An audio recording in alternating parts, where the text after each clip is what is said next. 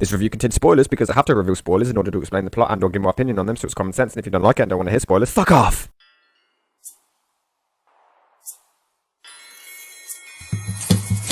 From the minute your film walks in the room, it's dim because this is the place where you go. Films crumbling, the centre won't sit on the fence, it's getting learnt in this show. Cinematic Venom. It's Cinematic Venom.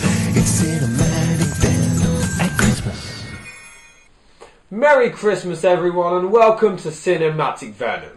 And I've got a bone to pick with one nostalgia critic. At least once every 5 years, one of your fans comments one of my videos saying that I am very similar to you. Oh yeah, an angry critic is obsessed with bitching about shit movies. Never seen one of those before. But the fact of the matter is, these comparisons just keep coming and coming and coming. But as both you and I know, there is no comparison. I am by far the greater talent. I mean, you may have reviewed movies so bad that they used them as a form of torture in ancient Japan, but I have reviewed movies starring Shia LaBeouf, which is far worse. You may have reviewed Son of the Mask, Catwoman and Batman and Robin, but I had the courage to review Election, Eagle Eye and Trespass almost in a row. P.S. Never watch those movies if you want to continue living. And you may have beaten the shit out of the angry video game nerd, Dr. Insano and the nostalgia chick, but that's nothing. Here's a taste of what I do to myself and my cast.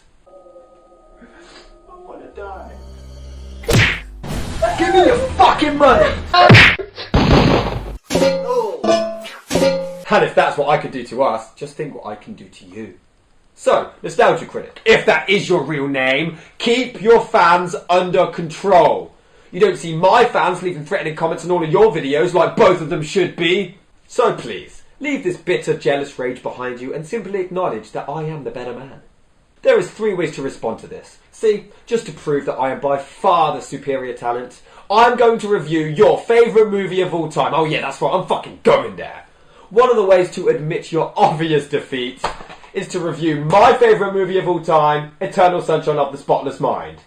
Your second choice, I double dog dare you to review Eagle Eye, if you have the balls.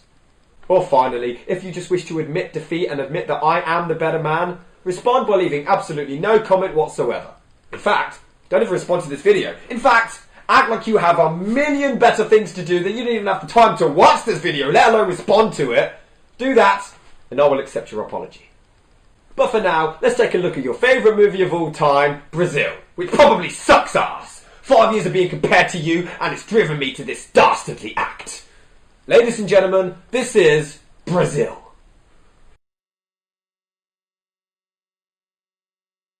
Oh, look at that crappy logo, and listen to that awful music. Oh, what shitty font for that text. This is disgraceful to the art of cinematography already. And you actually like this travesty of a movie, Nostalgia Critic? You should be ashamed of yourself. Ashamed! You make me sick. And just when you think this movie couldn't possibly get any more insulting, 8:49 PM. The makers of this movie couldn't even be bothered to round it off to 8:50 PM. This is a sick world we live in when one single solitary minute could not be added because the filmmakers were just too fucking lazy. Sick!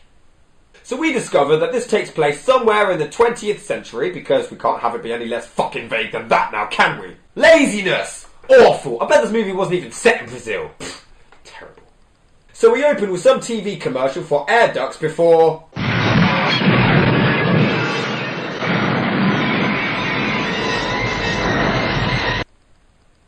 Whoa. Okay. So we get these kick-ass opening credits. No, it's stupid, it's stupid. This whole movie is stupid. How can you like this, Nostalgia Critic? You know nothing. So we see some news reports about some recent terrorism behaviour before this guy fucking risks his entire life trying to kill a fly. To be fair, I had the same reaction after watching The Fly too. He eventually kills the little bastard who then falls into the typewriter and accidentally causes an error in the system. A file that's supposed to send off the incarceration report for an alleged terrorist named Archibald Tuttle was now misprinted as Archibald Buttle. But enough of that shit. We then go to a lovely, delightful family enjoying the Christmas holidays. Oh, this is such a sweet, touching moment.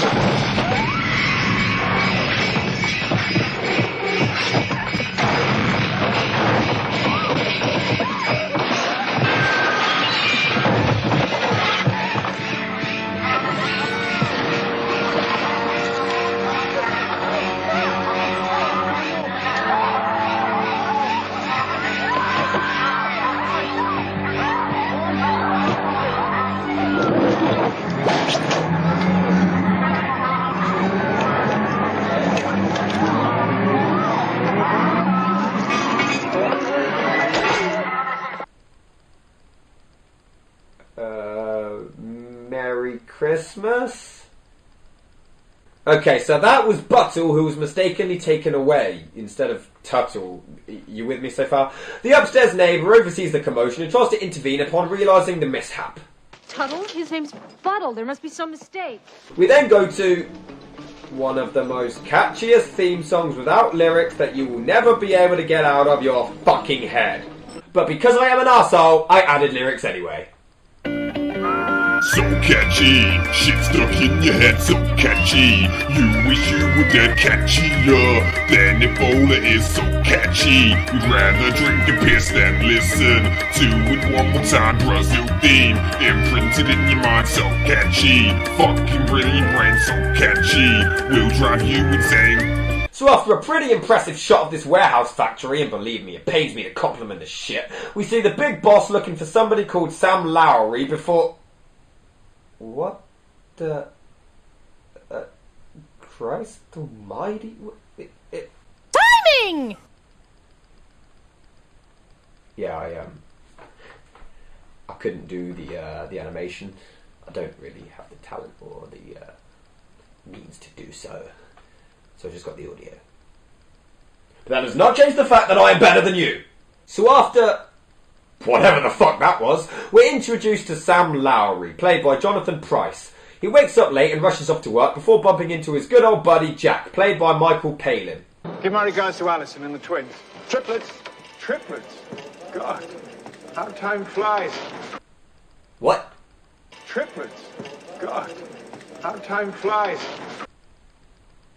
What? Triplets. God, how time flies. That wasn't even delivered comedically. It wasn't treated as a joke. And even if it was, I don't get it. Triplets.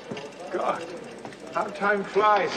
Either Terry Gilliam, yes, Terry Gilliam wrote this, was drunk off his ass and for some reason thought a passage of time changed twins into triplets, or it's a bizarre joke that I genuinely don't get. I seriously want to spend some more time on this. Come on, let's just analyse this line. Give my regards to Alison and the twins. Triplets. Triplets. God, how time flies. He thought he had twins, but it was actually triplets. But triplets would have been born all around the same time anyway. So he's a fucking idiot. Give my regards to Alison and the twins. Triplets. Triplets. God, how time flies. What's the joke? Ha ha, he's a fucking idiot? Or ha ha, the screenwriter fucking lost his mind after Monty Python? Give my regards to Alison and the twins. Triplets. Triplets. God, how time flies. There's no punchline. There's no lead-in. There's no pause for us to laugh. There's no joke. So the nosy neighbour from earlier, played by Kim Christ, heads to a rather dodgy bureaucracy and informs them that they captured the wrong man earlier and demands the error be rectified. She meets the man from Hello Hello. Good morning. And tries to plead that their sister made a boo-boo and printed the wrong name, but now she has unknowingly become a suspected terrorist herself because of this. Because, well, they'd rather believe that she's trying to cover something up than the fact that their system could have possibly made some kind of error. Oh no, that's just poppycock. I don't believe you. So Sam finally discovers the system error before... What the fuck? He visits his mother, played by Catherine Helmond, getting her face stretched by... Tim Broadbent! Jesus Christ, this guy stars in more movies a year than Jonah fucking Hill. And after the world's worst plastic surgery job that would put Jackie Stallone to shame, she decides to add fashion victim to the list by wearing a giant fucking leopard skin shoe on her head. Seriously, that's not a hat. So this entire dinner meal consists of Sam's mother believing that he's been given a promotion to information retrieval while he constantly tries to break the news to her that he's quite happy where he is and he's turning down said promotion, but as you can guess, wacky hijinks ensues. What do you recommend, Scarlett? Between you and me, madam. Today, the number 2. Number 2's... So this boring as hell dinner scene that goes on so long even Popeye would fucking cringe, we're handed a saving grace when one of the extras accidentally puts on a DVD of Eagle Eye.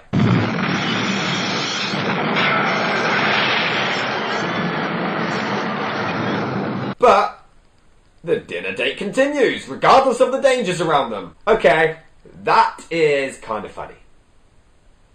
Damn it. So then, what the... Okay, so we get some weird as shit 3D version of SimCity before Sam wakes up and discovers his air conditioning is broken. He phones up for help but can't seem to reach anybody, so his only alternative is to... sleep in the fridge. Wait, what are we doing here? They might be listening to us. You understand? They can't hear us in the fridge. Pretty soon, Sam receives an unexpected guest. I called Central Services. Well, they're a little overworked these days. Luckily, I intercepted your call. This is Tuttle, the man who was accused of terrorism and should have been the man killed at the start of the movie. He's actually a heating engineer played by Robert De Niro. He starts to help out Sam before some other engineers show up, played by the late great Bob Hoskins and some other guy who no one's going to care about because he's alongside the late great Bob Hoskins. I've just had an apostrophe. I think you mean an epiphany. No, it's all right. It's fixed. Fixed. Yes, I mean, it fixed itself. Oh, it fixed itself. Fixed itself. Machines don't fix themselves. Well, they don't fix themselves. Actually, you'll be very surprised how often that happens, especially with computers. We will have a little look at you. No, you I can't. think we should do, yes. Have you got a 27B/6? 27B. Not a 27B/6.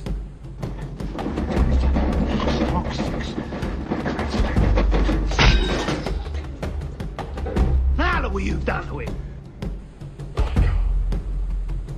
Well, have you got a 27B/6? I haven't had one of those since Hitler was in the concentration camps. As such.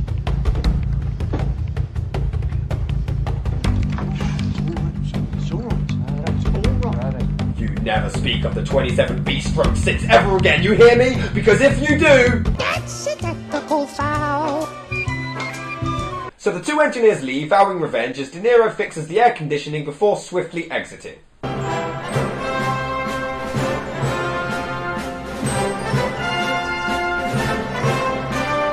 So Sam reveals the mistake in the system to his boss, played by Ian Holm, and they have no choice but to issue a refund to the widow of Buttle. Because that's all it takes to get over the accidental death of your husband, didn't you know?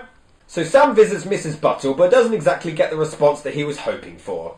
What have you done with his body?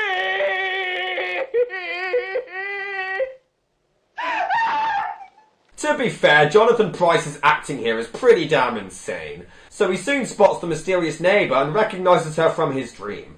Instead of acting like a normal human being who would simply shrug and think, huh, that's weird, and leaving, he of course decides to fucking hunt her down. Maybe that's why he's single.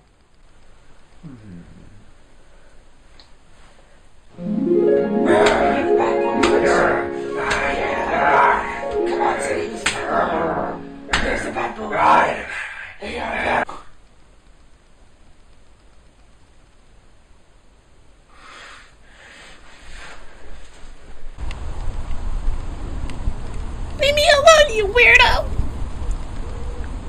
But I saw you in my dream! So Sam finds his car set ablaze before the exposition brat informs him that the woman is called Jill.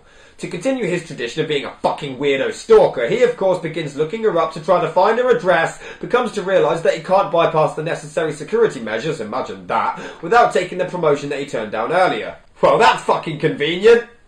I didn't sign the form. I did it for you. You didn't. I did. You didn't. I did. What did you do that for? That's what you wanted, isn't it? What the hell, that's hilarious. That's what you wanted, isn't it? It's what you wanted, wasn't it? It's as if the actor just really needed to have a piss while filming the scene, so he just thrusted the line out as forcefully as possible. That's what you wanted, isn't it? So he decides to try to take the promotion for a job he doesn't even want, just to track down a girl he doesn't even know, and just because he saw her in a few acid trip fucked up dreams. Please! Please! So, oh god, another one? Okay, so the fucking Tin Man or some shit flies around Marilyn Manson's neighbourhood while some reject orcs from the Lord of the Rings drag Jill into a cage. Yeah, that's lovely. So Sam returns home only to find Bob Hoskins and his mate have now completely trashed his house and Why the fuck is Hoskins dressed as Mario again? Really, Bob? Really? The Super Mario Brothers movie was such a gem in your career that you just couldn't let it go? P.S. I know this came out before the Super Mario Brothers movie, it's just a joke, calm the fuck down. Anyway, they leave his house a complete shithole before... Oh, for fuck's sake, really? Okay, so, Sam has a square down with a fucking robot monster from the Angry Video Game Nerd movie. Wonderful. He then wakes up to a singing telegram where he is invited to a meal with his mother. Okay, so this scene is basically the complete opposite of earlier. He's trying to tell her that he's changed his mind and in fact does want the promotion after all. But of course, crazy hijinks. Oh, you know the drill. And then Sam sees some leftover extras from the labyrinth before being randomly paired up with some bird he's never even met before. Well, to be fair, that seems to be the type of woman he's attracted to anyway. Listen, Shirley. Look, your mother and my mother, they seem to have got the idea that...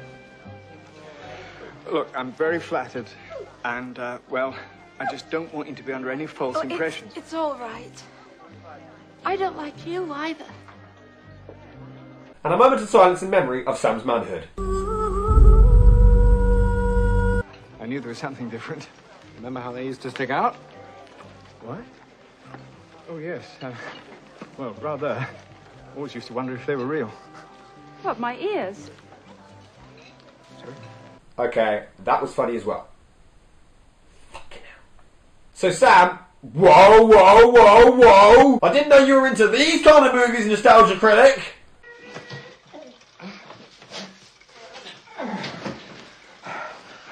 Oh, he's just helping. Well, that's okay then.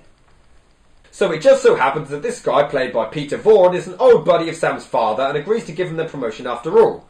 I wonder how this conversation would have gone in real life. So, what did you want to speak to me today about? Yeah, I changed my mind about the job. I want the promotion now. Well, why? What changed? Well, I had a dream about this chick. And then I saw her once. Now I want to find out her address, track her down, stalk her, and possibly watch her undress at a window.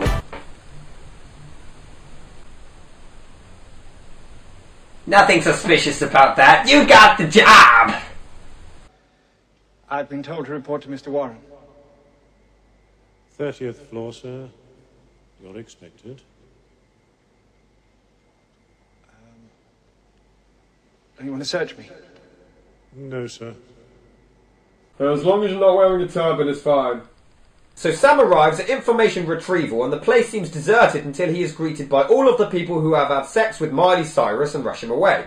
He gets to his office and meets his neighbour Harvey, played by Charles McCone, who is still being born out of Rowan Atkinson's anus. So Sam gets to work and... Oh, Jesus. He chases after Jill in the cage until the mother of the Pokemon Onyx attacks. Fantastic. He eventually finds her address and then visits his buddy Jack.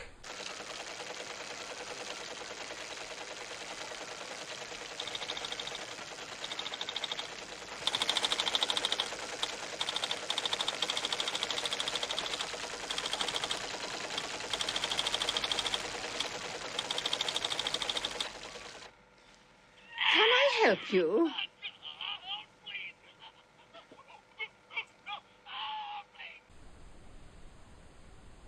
Oh my god, that's dark!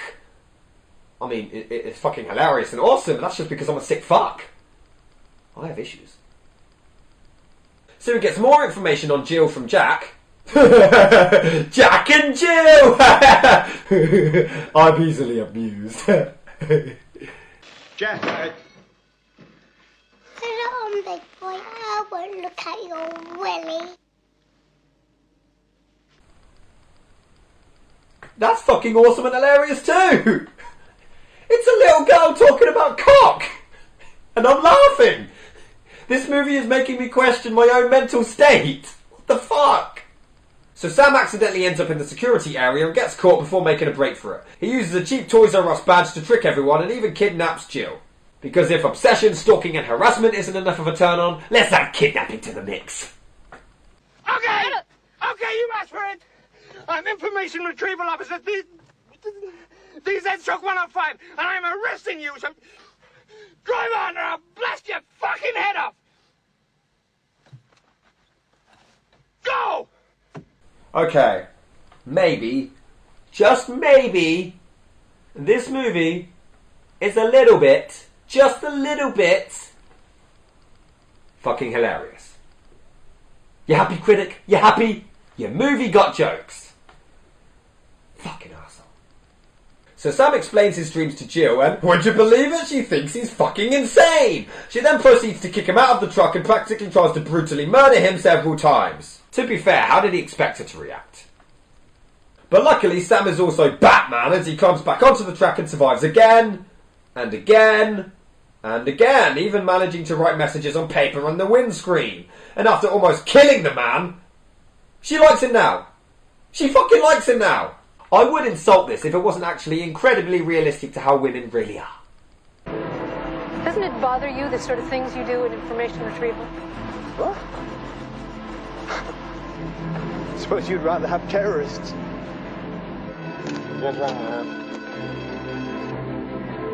How many terrorists have you met, Sam? Actual terrorists. Can I give you guys a word of advice? Lose the beards, because your King Osama looks like a kind of dirty wizard or a homeless Santa. شو بالضبط الحكاية الحينة؟ ويقول ملك أسامة بيشبه صاحب وسخ أو باب الولي المشرف. كمان مرة تعطينا إياه شو بالضبط هذيك. Get out. Get out now. So Sam and Jill are now both on the run from the police. They crash through barriers, cause mass explosions and car pileups, and Sam cheers on all of this before realising that maybe destruction might hurt someone.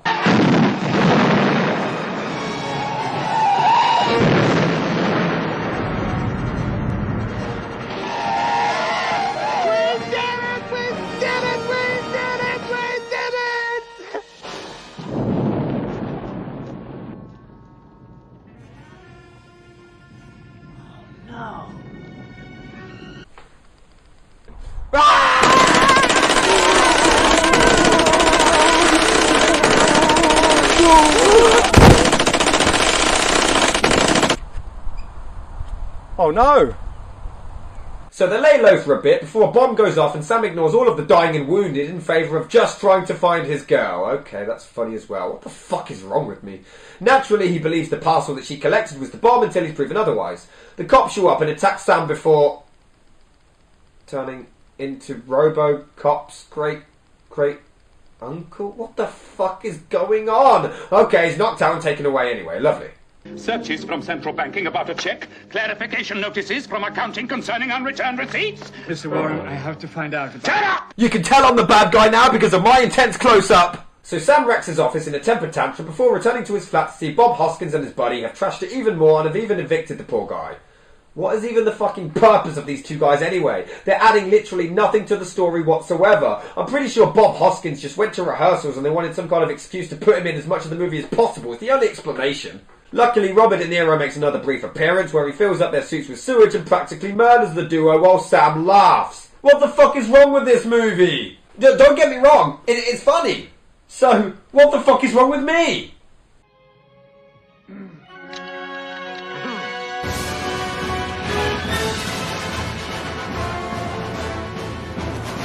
So Jill returns and hides out with Sam at his mother's place while she's away for Christmas. Just to remind you all that this is in fact a Christmas movie.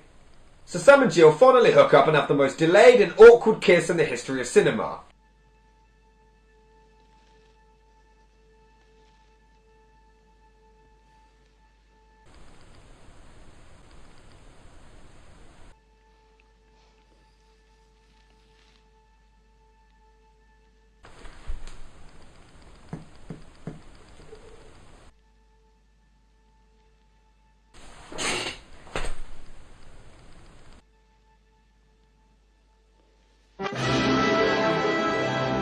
They kiss! Lock the door after me. Don't answer the phone to anyone. Won't be long. Where are you going? I know a way to save you. Trust me. I can do it. Hey, you can't go without me. Wow, what an arsehole. Don't worry, Jill, you don't need him. I bought you this. Merry Christmas! So Sam sneaks back into the security area using his Agent 47 moves this time around and tampers with Jill's paperwork. He returns to his mother's place, which looks like Lex Luthor's headquarters, and briefly interrupts Jill filming a duvet commercial. What do you think? Is it me?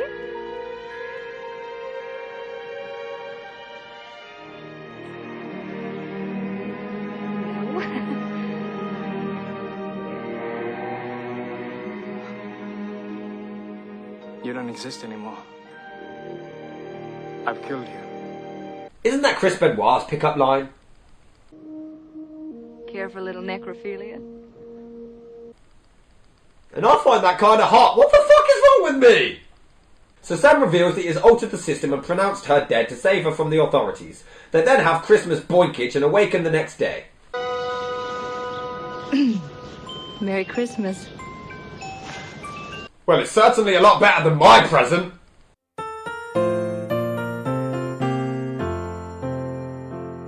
On the first day of Christmas, my true love gave to me a partridge in a pear.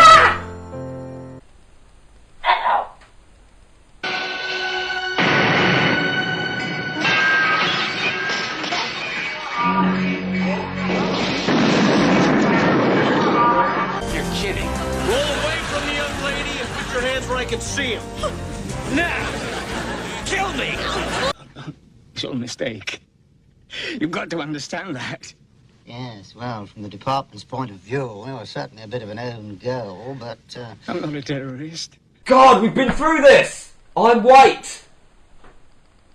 So Sam is arrested. He's told by Rolf Harris Santa that Jill was killed resisting arrest, and he is then strapped to a chair in Tim Burton's Funhouse of Death.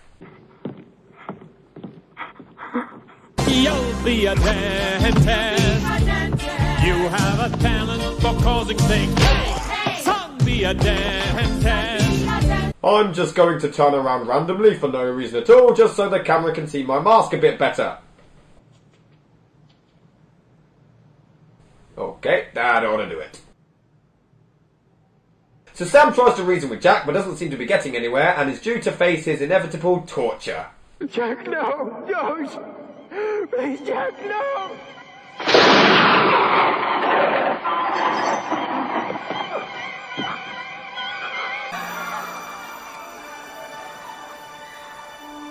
Man, I'm glad I called that guy.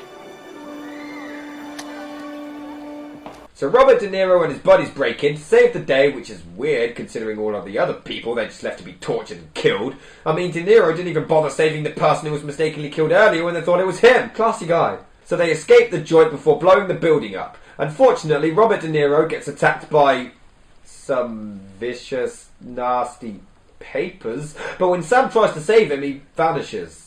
So, was he imaginary? Oh, who the fuck knows? We're over 2 hours in, no need to question anything in this mindfuck of a movie anymore. So Sam shows up at a funeral that his mum just so happens to be at, but she now looks like Jill and neglects him for her love for cock. Nope.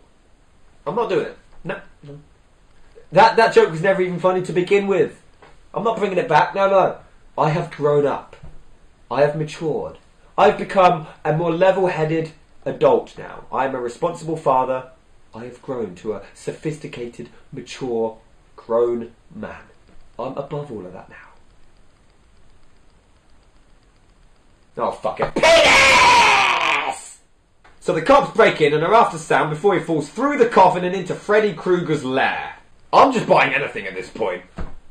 You could sell me air and I'd buy it. So he gets chased by more goblins from the labyrinth before going through a magical brick door from Beetlejuice and ends up back in the house being towed by Jill, and it was all a hallucination. Okay. That was a good twist. The movie's so fucking weird, you couldn't even question all that batshit insane stuff that was going on because that's how it is throughout the whole movie. And the film ends with Sam in a coma, unable to respond to Jack.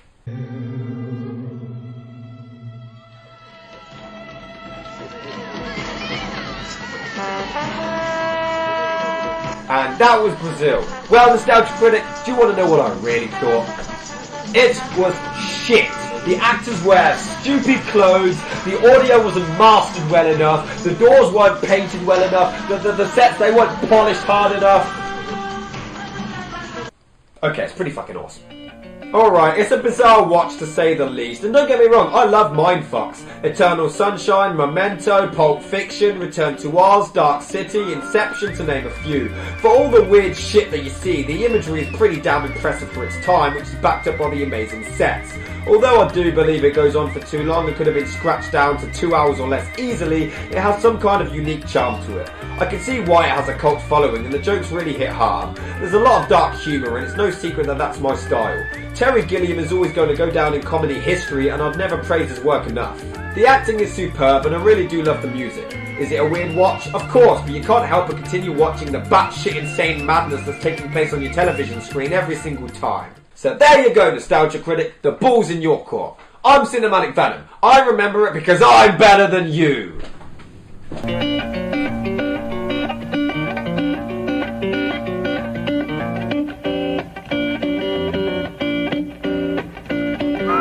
The credits need a theme song now. Didn't want to bring the old one out. Merry Christmas to all of you out there. Hope you get what you want. Oh yeah, hope you have a lot of fun. Fan, get drunk with friends so that you can enjoy this vid and laugh it up too. Dark Knight Stumbles is coming up so soon. Look at our names, we did a good job here. Ran out of words, so I'm gonna grab a beer.